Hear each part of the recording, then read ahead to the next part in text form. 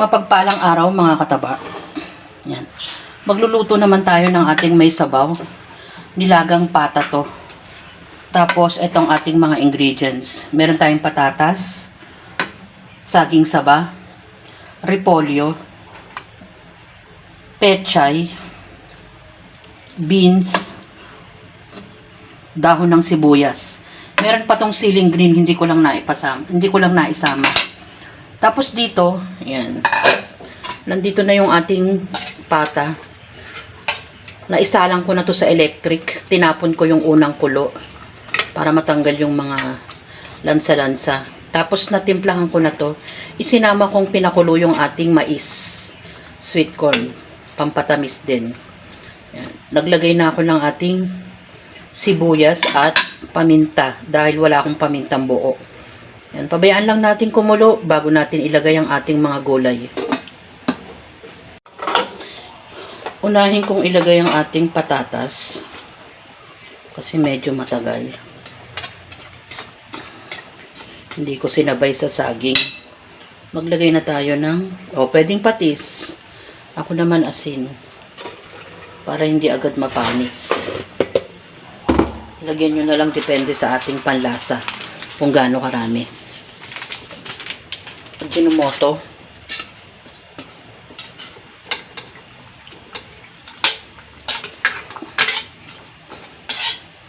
Malambot na yung ating meat, kaya yung gulay na lang ang ating halos iluluto at palalasahin natin habang kumukulo.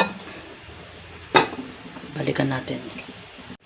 Magdagdag kayo ng pork cube kung merong pork cube. Lagay na natin ang ating ibang gulay. Kasama ko na yung ating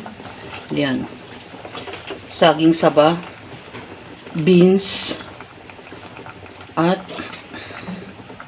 dahon ng sibuyas. Sasabay ko na yung siling green, hindi ako nakakuha. Lalagay ko na yan. Pabayaan natin kumulo ng mga ilang minuto, mga 2 minutes lang bago yung repolyo at pechay.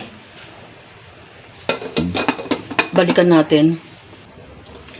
Nilagay ko na yung ating huling gulay, ang ating repolyo at pechay.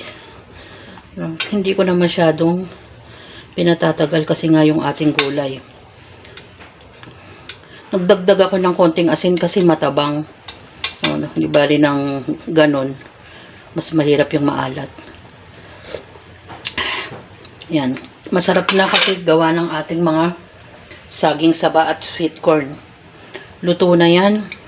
Meron na naman tayong mainit na sabaw. Nilagang pata. Yung nilagang pata natin, pakuluin natin ng pakuluin para mas malambot. Alam niyo naman yung paglalaga, syempre, madaling-madali lang. Ang nagpapasarap dyan, yung sari-saring gulay.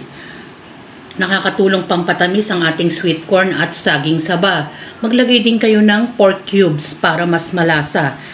Mas malasa, mas maraming gulay ang ating inilalagay. Halos kumpleto ang ating gulay mga kataba.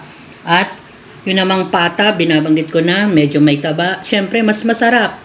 Ganun naman yung ating binibili sa pata. Pero mas maraming laman to mga kataba.